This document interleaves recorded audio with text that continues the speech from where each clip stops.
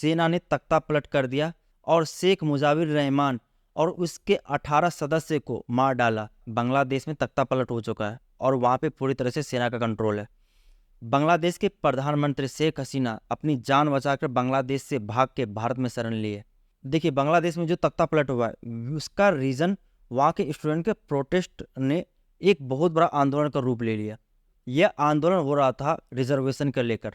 बात ऐसा है कि 1971 में जब बांग्लादेश बन रहा था और वहाँ पे आंदोलन हो रहा था, तो उसमें फ्रीडम फाइटर जो शहीद हुए थे उसके फैमिली मेम्बर को वहाँ की सरकार ने 30% रिजर्वेशन दिया था और वे सिविल सर्विस और गवर्नमेंट में भी हिस्सेदारी बना रहा था, जिसे लेकर जनता में बहुत बड़ा आक्रोश था। क्योंकि उनका आरोप था कि बांग्लादेश के जो अवामी लीग पार्टी है, जो रूलिंग पार्टी है, उसके सदस्यों को ज़्यादा लाभ मिल रहा है, क्योंकि यही पार्टी 1971 के आज़ादी के लड़ाई में बहुत बड़ा योगदान दे रहा था। बांग्लादेश के जो आर्मी चीफ है उन्होंने ये बोला कि अभी बांग्लादेश में सेना का अंतरिम सरकार रहेगा जब तक कि कोई अस्थाई सरकार बांग्लादेश में ना बन जाए। लेकिन बांग्लादेश में सेना का जो रवैया रहा है और इतिहास रहा है वे बहुत बुरा रहा है। उसे देखते हुए ऐसा लग रहा है कि बांग्लादेश में अभी पूरी तरह से सेना का ही राज होगा, क्योंकि इससे पहले भी सेना ने टोटल 28 बार तख्ता पलट कर चुका है।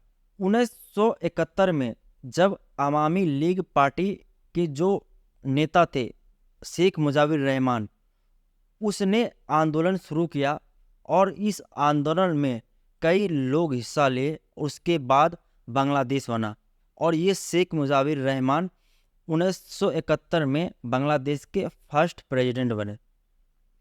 लेकिन बांग्लादेश में ये लोकतांत्रिक सरकार ज़्यादा दिन तक नहीं रहा और 15 अगस्त 1975 को सेना ने तख्ता पलट कर दिया और शेख मुजाविर रहमान और उसके 18 सदस्य को मार डाला। लेकिन इसकी 2 बेटियां बच गई, क्योंकि ये दोनों जर्मनी में थी। उसके बाद इंदिरा गांधी के हेल्प से इन दोनों को बचा के भारत में लाया गया। ये दोनों लंबे समय तक भारत में रही, लेकिन 1981 में ये दोबारा बांग्लादेश गई और बांग्लादेश में राजनीतिक गतिविधियां में शामिल शुरू कर दी। क्योंकि बांग्लादेश में 1975 से ही सेना का राज था और ये लगभग 1990 तक चला। जब 1986 में इलेक्शन हुआ तो शेख हसीना हार गई, क्योंकि इस समय भी पूरी तरह से सेना का कंट्रोल था। लेकिन 1986 के इलेक्शन में शेख हसीना जीती और पहली बार बांग्लादेश की प्रधानमंत्री बनी। उसके बाद 2009 से लगातार अब तक प्रधानमंत्री बनी रही। 2018 में शेख हसीना ने ये जो 30% रिजर्वेशन था इसको जब ख़त्म कर दिया था, लेकिन जून 2024 को ढाका हाई कोर्ट ने इस रिजर्वेशन को दोबारा लागू कर दिया, जिसको लेकर ढाका यूनिवर्सिटी के स्टूडेंट ने प्रोटेस्ट शुरू कर दिया। और ये प्रोटेस्ट धीरे धीरे बहुत बड़ा रूप लेने लगा और हिंसक प्रदर्शन में बदल गया और ये हिंसा बढ़ते बढ़ते पूरा बांग्लादेश में आंदोलन का रूप ले लिया। लेकिन सुप्रीम कोर्ट ने इस रिजर्वेशन को घटा के 5% कर दिया, लेकिन स्टूडेंट ये मानने को तैयार नहीं था और स्टूडेंट ने बांग्लादेश के शेख हसीना सरकार और उनकी मंत्री परिषद का इस्तीफा मांग रही थी, लेकिन सरकार ये डील करने को राजी नहीं था। हिंसा को बढ़ते देखते हुए और जब आंदोलनकारी पीएम आवास को घेर ली, तब शेख हसीना इस्तीफा देके यहाँ से जान बचा के भाग निकली। अब देखते हैं कि आगे क्या होता है। अभी तक तो सेना का ही राज रहा है और बांग्लादेश भी पाकिस्तान की तरह बहुत ही ज़्यादा अस्थिरता में रहा है।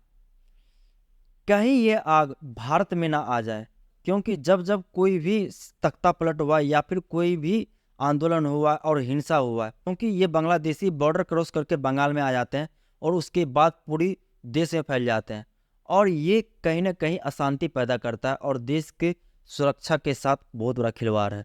अब केंद्र सरकार को चाहिए कि इसको लेकर बहुत ही सख्त कानून बनाए और देखा जाए कि एक भी बांग्लादेशी गलत तरीके से भारत में ना घुसे।